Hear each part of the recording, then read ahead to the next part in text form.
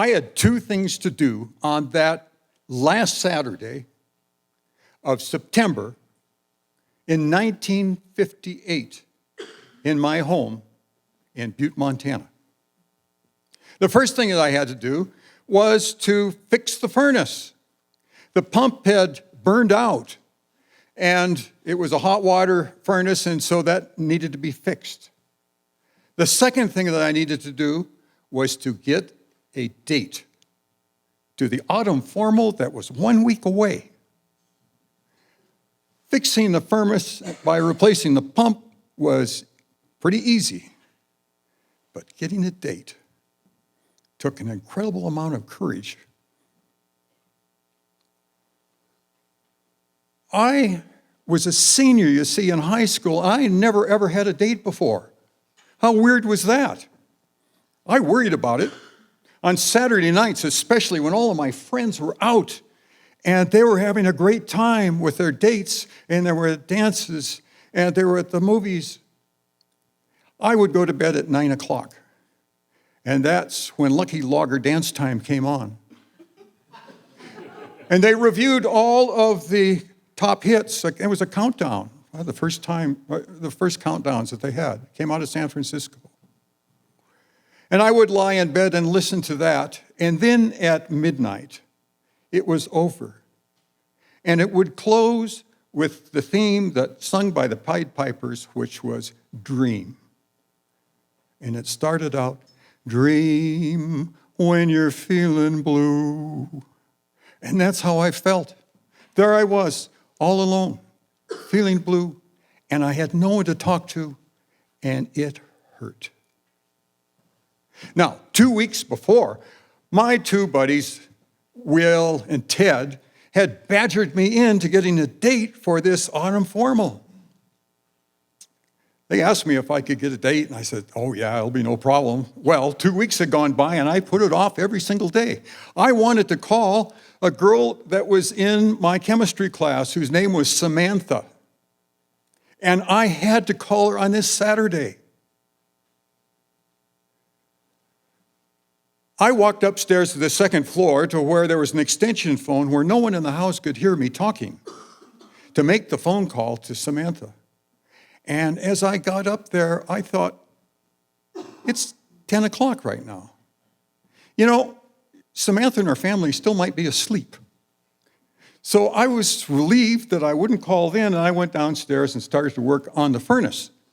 And when I started to work on the furnace, the first thing was I had to empty the boiler, and the boiler, there was no drain down there, so I had to cart out 40 gallons of water and dump it outside. Got that done, 11 o'clock. I walk up to the second floor, and I dial the number on the rotary dial, 3551. Ring, ring, click, nobody home. So I went back down to the basement, and I had to take out the pump, shut off the power, took out the pump, 12 o'clock. 3551. Ring, ring, hello, click. It's her mom. So I went back downstairs and installed the pump, a bright red Bell & Gossett half-horsepower pump. And I filled the boiler back up, and that task was done. 1 o'clock. I go upstairs, and I dial the number again, 3551. Ring, ring, hello? Hello, is this Samantha? Yeah, this is Geoff Chance. I'm in your chemistry class. Would you like to go to the dance next week? You would? Great. Click. My mom was thrilled that her son finally had a date, but she knew that I didn't have anything to wear. So she took me up to the St. Vincent de Paul thrift shop and bought me a sport coat and a pair of pants for $1.50. On the night of the dance, Will and Ted came by. Ted was driving his old man's 55 Lincoln. And they had their dates, and we hopped in the car, and we went out to Samantha's house. Now, Samantha's house was probably the biggest in all of Butte. It was 21 or 2 rooms, ranch style, along the 16th fairway of the Butte Country Club. I walked up to the door, pressed the button, and I heard footsteps. And then the door opened up, and there stood Samantha. She was wearing a strapless gown, fuchsia the color I learned later, and she had a fuchsia purse and fuchsia shoes, and her hair was beautifully coiffured, and there was the essence of Chanel No. 5. She took me into the living room and introduced me to her parents, and then we all got into the back of that Lincoln, where there was room enough for 2 guys, 2 girls, and 2 formals. We drove up to Columbia Gardens, which was the jewel of Butte. It was just below the Continental Divide in the foothills, and it was built by the Anaconda Mining Company in the 1890s, and it was copied after the buildings in Coney Island. So there were these grand Victorian buildings that were on the premises, and then there was finely manicured lawns and great floral displays, and there were arcades, and then there were rides, and there was even a wooden roller coaster. As we drove up to the dance pavilion, its Victorian form was outlined with hundreds of tiny lights.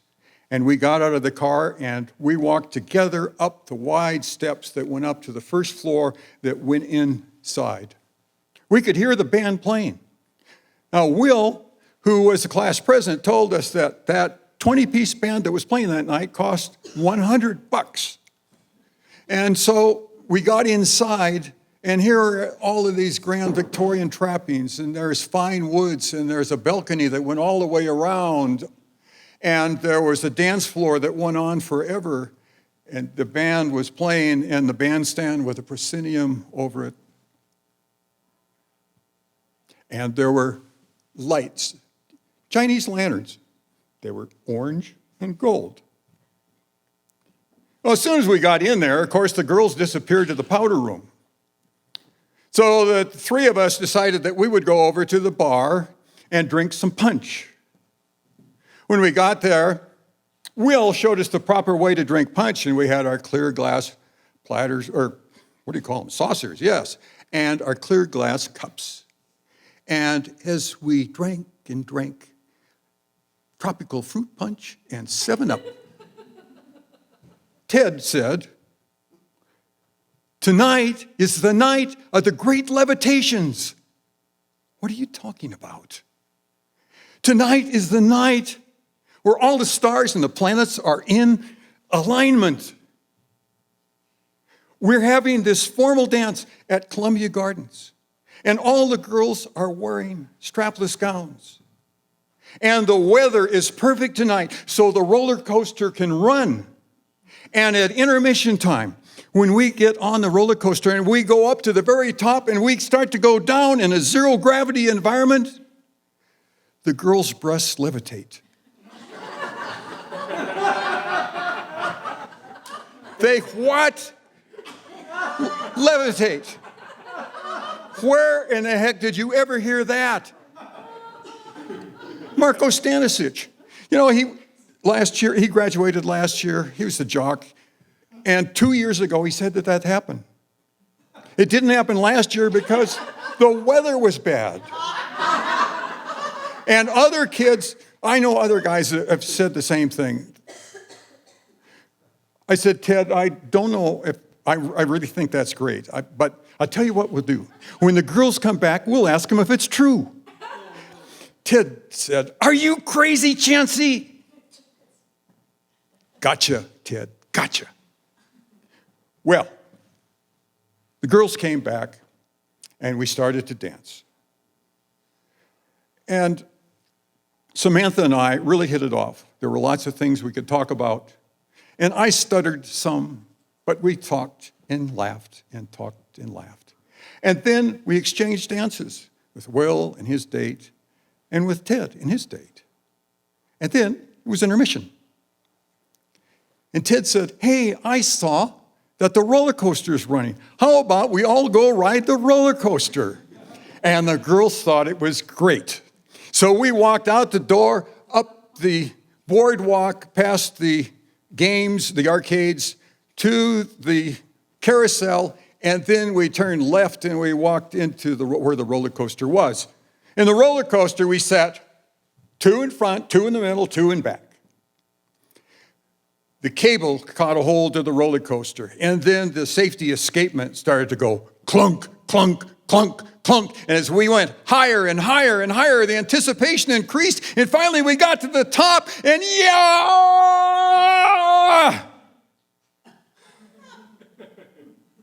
And the thing that Ted said would happen didn't. We rode 2 more times. Nothing. Well, we all went back to the dance pavilion, and we started to dance the second half of the dance, and it was just great, because Samantha and I had a great time. And then they announced that it was time for the last dance. The band director said that. And all of the Chinese lanterns went way, way down, their intensity to a glow. And then it was very, very dark in the room. And we began to dance as the band played. And then the vocalist sang, embrace me, you sweet embraceable you. Embrace me, you irreplaceable you. And as we danced, Samantha got closer.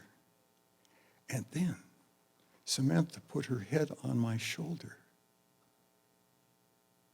And then she stopped for a moment and she said, she took off her clip-on earrings. She said, these are killing me. I put them in my pocket. And so we kept on dancing, and with her head on my shoulder. And then the autumn formal was over. After that, we all jumped into the Lincoln, and we went up to the Peking Cafe in Butte, which is this very mysterious Chinese restaurant, and we had all of the chow mein that we could eat, and it was a fabulous time. When I got home, I thought how great I felt, and after all of that pain that I had on Saturday nights for the last several years, I wasn't there. And I reached in my pocket, and as I was taking off my jacket, Samantha's earrings. I'm going to have to bring them back. Serendipity. Or perhaps naivete of feminine wiles. The next day, go upstairs, 3, 5, 5, 1. Hello, Mrs. Moore? This is Geoff Chance. I'd like to speak to Samantha, please. Hi, Samantha. Hey, this is Geoff. I have your earrings right here. I need to bring them back. 2 o'clock? Great. Click. Fantastic.